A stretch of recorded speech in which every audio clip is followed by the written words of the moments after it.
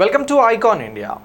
ఏపీపీఎస్సిలో ఉద్యోగాలకి ప్రిపేర్ అవుతున్నటువంటి అభ్యర్థులకి ముఖ్యంగా దివ్యాంగులకి సంబంధించి ఒక ఇంపార్టెంట్ అప్డేట్ అనేది రావడం జరిగింది. సో ఆంధ్రప్రదేశ్ ప్రభుత్వం ఎవరైతే ఆంధ్రప్రదేశ్ రాష్ట్రంలో ఉన్నటువంటి దివ్యాంగులు ఉన్నారో వికలాంగులు ఉన్నారో వారికి సంబంధించి రిజర్వేషన్లను 4% పెంచుతూ ఒక జీవోను జారీ చేయడం జరిగింది.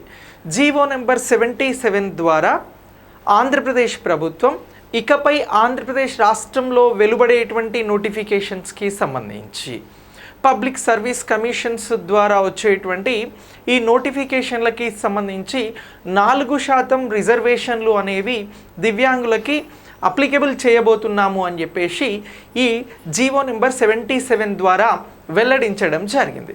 సో ఎవరైతే ఆంధ్రప్రదేశ్లో వికలాంగులు దివ్యాంగులు ఉన్నారో వీరికి సంబంధించి రిజర్వేషన్లు అనేవి ఇకపై 4% అమలు కాబోతున్నవి అనేటువంటి అంశాన్ని మనం గుర్తుంచుకోవాలి.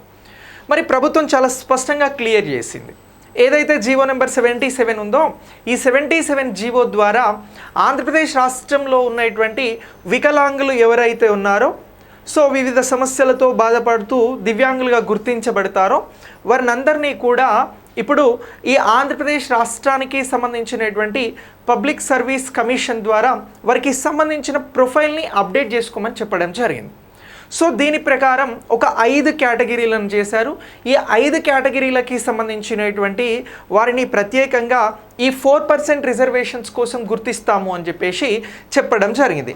ఈ 5%కి ఈ 5 రకాలుగా ఎవరెవరిని గుర్తించారు అనేది ఒకసారి మనం చాలా క్లియర్గా తెలుసుకుందాం.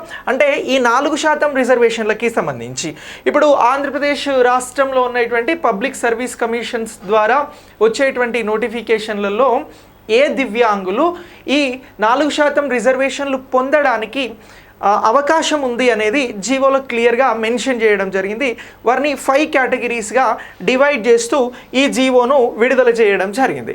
సో ఈ జీవోకి సంబంధించి ఇచ్చినటువంటి అంశాల ప్రకారం మొదటగా ఎవరిని ఈ రిజర్వేషన్ల కోసం అప్లికేబుల్గా అంటే ఈ రిజర్వేషన్లు వారికి వర్తిస్తాయి అని చెప్పడం జరిగింది అని అంటే ఎవరైతే రాష్ట్రంలో ఉన్నటువంటి తక్కువ దృష్టి అలాగే మనం బ్లైండ్నెస్ అని అంటాం కదా, సో ఇలా తక్కువ దృష్టి కలిగినటువంటి అభ్యర్థులు ఎవరైతే ఉన్నారో వారికి సంబంధించి ఒక విభాగం వచ్చి ఎవరు అని అంటే తక్కువ దృష్టి కలిగినటువంటి అభ్యర్థులు, తక్కువ దృష్టి లోపం ఉన్నటువంటి వారు ఎవరైతే ఉన్నారో ఇగో వీరు, అలాగే బ్లైండ్కి సంబంధించినటువంటి వారంతా కూడా ఈ పరిధిలోకి వస్తారు. ఇగో వీరు 4% రిజర్వేషన్లను పొందేందుకోసం అని చెప్పేసి ఏదైతే ఆంధ్రప్రదేశ్ రాష్ట్రంలో ఉన్నటువంటి 1 టైం ప్రొఫైల్ రిజిస్ట్రేషన్ ఉందో దాని ద్వారా పిఎస్సికి సంబంధించినటువంటి వెబ్సైట్ ద్వారా పబ్లిక్ సర్వీస్ కమిషన్ వెబ్సైట్ ద్వారా రిజిస్టర్ చేసుకోవాలి అని చెప్పేసి చాలా క్లియర్గా చెప్పడం జరిగింది. ఇక రెండో కేటగిరీలో ఎవరికి అవకాశం కల్పించారు అని అంటే ఎవరైతే వినికిడి లోపం కలిగినటువంటి వారు, ఎవరు అని అంటున్నాం వినికిడి లోపం కలిగినటువంటి వారు ఉన్నారో వీరు కూడా ఈ 4% రిజర్వేషన్స్ కోసం ఇప్పుడు పిఎస్సికి సంబంధించినటువంటి వెబ్సైట్లో వారి ప్రొఫైల్ని అప్డేట్ చేసుకోవాలి అని చెప్పడం జరిగింది. అలాగే నెక్స్ట్ థర్డ్ కేటగిరీ వచ్చి ఏంటి అని అంటే ఎవరైతే లెప్రసీ కానీ మరుగుజ్జుతనం కానీ ఇతర వీటికి రిలేటెడ్గా ఉండేటువంటివి ఏదంటే సెరిబ్రల్ పాలసీ అనేటువంటి ఇలాంటి వాటికి సంబంధించి సో మూడవ కేటగిరీలో ఎవరికి ఇచ్చారు అని అంటే లెప్రసీ అలాగే వీటికి సంబంధించి వివిధ విభాగాలలో వైకల్యం కలిగి ఉన్నటువంటి వారికి ఈ మూడవ విభాగంలో క్లియర్గా మెన్షన్ చేయడం జరిగింది. ఇక 4వ విభాగం వచ్చేసరికి ఇందులో ఎవరిని వైకల్యం ఉన్నటువంటి వారినిగా గుర్తిస్తాం, ఎవరిని దివ్యాంగులుగా పరిగణిస్తాము అని అంటే మానసిక స్థితి సరిగా లేనటువంటి వారు, మానసిక వ్యాధులతో బాధపడుతున్నటువంటి వారు, అటిజం కానీ మేధో వైకల్యం కానీ ఇలాంటి వారికి సంబంధించి అవకాశం కల్పిస్తున్నాము అని చెప్పారు. దేనికి సంబంధించి అని అంటున్నాం మేధో వైకల్యానికి సంబంధించినటువంటి వారు అలాగే ఆటిజంకి సంబంధించినటువంటి వారు.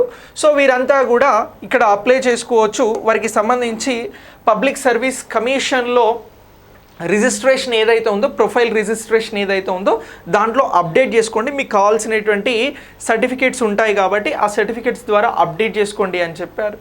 ఇక నెక్స్ట్ ఇలా వీటికి సంబంధించి ఈ విభాగాలను డివైడ్ చేయడం జరిగింది. ఇక నెక్స్ట్ వీటితో పాటు ఇతర ఏదైతే దివ్యాంగులకి సంబంధించి ఇతర విభాగాలు ఉంటాయో వాటికి సంబంధించి కూడా ఇక్కడ అవకాశం కల్పించారు. సో ఇలా ఇతర విభాగాలకి సంబంధించినటువంటి వారు కూడా ఇక్కడ ప్రొఫైల్కి సంబంధించినటువంటి రిజిస్ట్రేషన్ అనేది చేసుకుంటే సరిపోతుంది. సో ఇది జీవో నెంబర్ ఎంత అని అంటున్నాం, జీవో నెంబర్ వచ్చి 77. ఈ 77 జీవో నెంబర్ ద్వారా ఇప్పుడు రిజర్వేషన్లు అనేవి దివ్యాంగులకి ఏమంటున్నాం, రిజర్వేషన్లు దివ్యాంగులకి 4% కల్పించడం జరుగుతుంది అని చెప్పారు. ఈ 4% రిజర్వేషన్స్ ఎవరైతే ప్రొఫైల్ రిజిస్ట్రేషన్ అప్డేట్ చేసుకున్నటువంటి అభ్యర్థులు ఉంటారో దివ్యాంగులుగా ఉంటూ వారిని గుర్తించిన తర్వాత ఉద్యోగాలలో వారికి సంబంధించి హారిజెంటల్ రిజర్వేషన్స్ ఉంటాయి అని చెప్పారు. ఏమని అంటున్నాం, హారిజెంటల్ రిజర్వేషన్స్ ఇస్తాము అని క్లియర్గా చెప్పడం జరిగింది.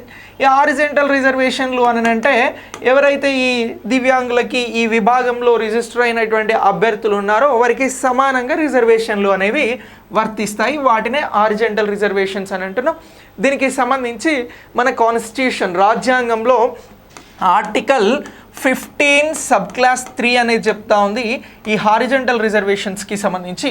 ఇలా హారిజెంటల్ రిజర్వేషన్స్ అనేవి ఈ విభాగాల వారు ఎవరైతే వన్ టైం ప్రొఫైల్ రిజిస్ట్రేషన్లో అప్డేట్ అవుతారో అప్డేట్ చేసుకున్నటువంటి వారికి సంబంధించి ఏపీపీఎస్సీ ఉద్యోగాలు, ఏ ఉద్యోగాలు అని అంటున్నాం, ఏపీపీఎస్సీకి సంబంధించినటువంటి ఆంధ్రప్రదేశ్ పబ్లిక్ సర్వీస్ కమిషన్ ద్వారా ఇప్పుడు ఈ ప్రొఫైల్ని అప్డేట్ చేసుకుంటారు. కాబట్టి రానున్న ఉద్యోగాలకి సంబంధించి ప్రభుత్వం ఇవ్వబోయేటువంటి ఉద్యోగాలకి సంబంధించి ఈ 4% రిజర్వేషన్లు అనేవి అప్లికేబుల్ అవుతాయి అని చెప్పేసి గవర్నమెంట్ చాలా క్లియర్గా చెప్పడం జరిగింది.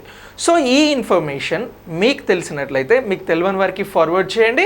సో అలాగే ఎవరైనా మీకు తెలిసినటువంటి వారు ప్రభుత్వ ఉద్యోగాలకి ప్రిపేర్ అవుతున్నటువంటి దివ్యాంగులకి సంబంధించి ఈ సమాచారాన్ని ఇవ్వడం ద్వారా ఎంతో కొంత మన వంతు ప్రయత్నం చేసిన వారమే అవుతాం.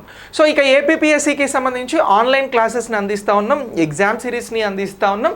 ఇది మీ మిత్రులకు చెప్పండి. సో మీరు దీనికోసం ఐకాన్ ఇండియా యాప్ అండ్ యూట్యూబ్ని ఫాలో అవుతే సరిపోతుంది. Thanks for watching.